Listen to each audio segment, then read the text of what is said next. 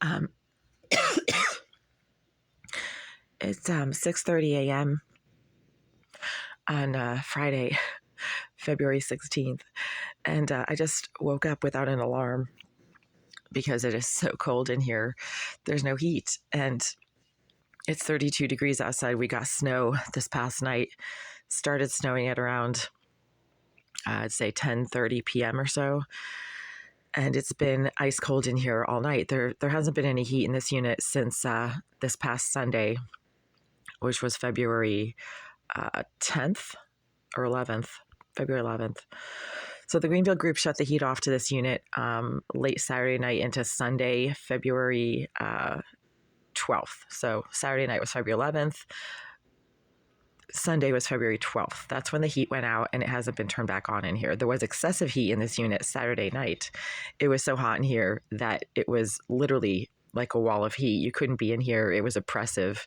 There was also an intense amount of constant marijuana and cigar fumes coming from somewhere behind this wall right here, which is the vacant premises of Unit 78 that recently housed a psychopath, a sex offender, a cyber criminal, and a obsessive stalker named Jasmine Irizarry for 9 of the last 10 years.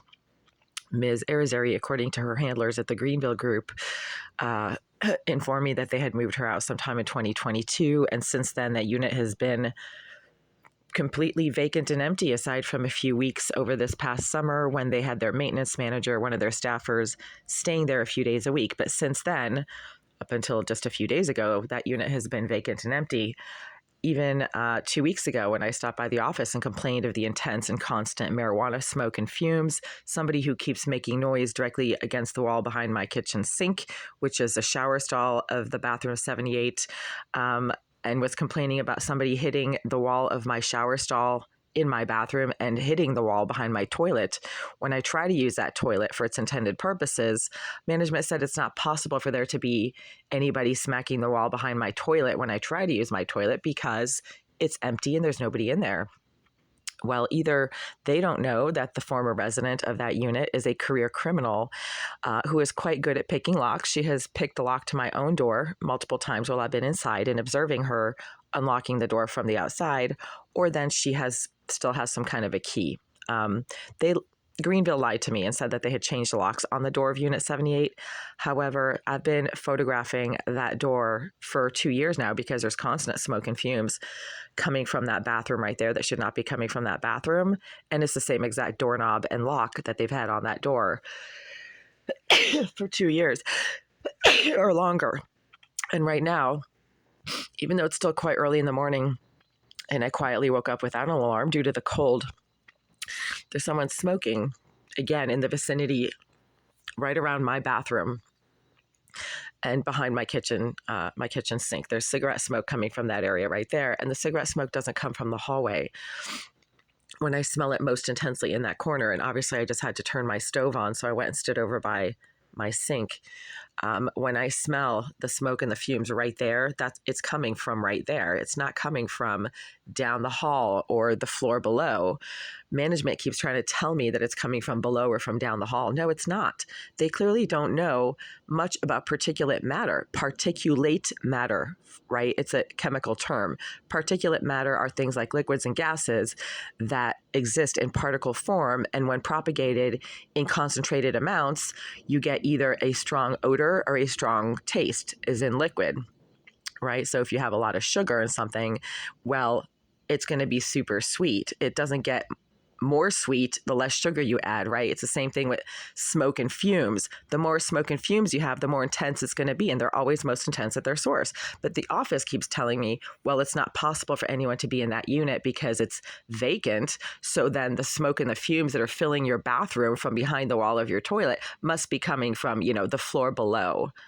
No, it's not. It would not be that intense if it was coming from one floor down. There's a tremendous amount of insulation materials between floors that would prevent much of that smoke and fumes from coming up from one floor. I also know enough about the person who officially lived and was officially housed in that unit behind this wall for 9 years, between 2013 and 2022, to know that this is exactly the pattern of stalking, harassment, aggressive behavior, and intrusions that she systematically and consistently engages in when she is in that bathroom. And because she lived in that bathroom officially for 9 years, she basically established a consistent, reproducible, and identifiable pattern of behavior against that wall right there that nobody else is capable of replicating to such an exactly identical extent as is happening right now. This person does not sleep. So even when I get up at 3:30 in the morning, she sits in that bathroom or engages in aggressive, disruptive behavior in and around the wall that my bathroom shares with Unit 78. And not only does she do that now, happened just 2 nights ago when I quietly got up at 2:30 in the morning and tried to use the facilities in my toilet. Somebody started smacking the wall behind my toilet, but she did it continuously for 9 years. For 9 years that the Greenville group officially housed her, kept telling me her name. This is the person that lives there. It's a female. She has some behavioral problems, et cetera, et cetera. Then that person is there now. 9 years is long enough to establish a very clear picture of what someone's behavioral pattern is. And this is her behavioral pattern. She's always in there, especially at night, and she becomes aggressive and disruptive against the wall of my bathroom because she is a mentally disturbed sex offender who has this strange obsession with hearing and seeing what people do on their toilet and in their bathrooms. And I keep getting informed by multiple other tenants, also by police detectives, by Greenville themselves, that there are surveillance devices in this unit. But for some strange reason, nobody is able to tell me why, and nobody removes them. So I keep getting aggressively harassed by multiple tenants when I try to use the facilities in my bathroom at 3:30 in the morning, at 7 a.m., at 1 p.m.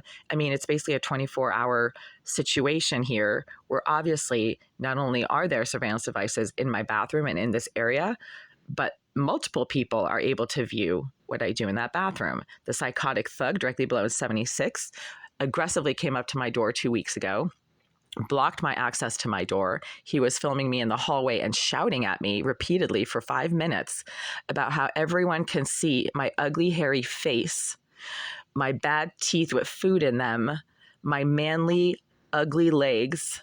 I mean, how can anybody see any of this stuff unless there's surveillance devices in this bathroom? I do not physically go near any of the residents in this building, especially not close enough to the point where they can see my teeth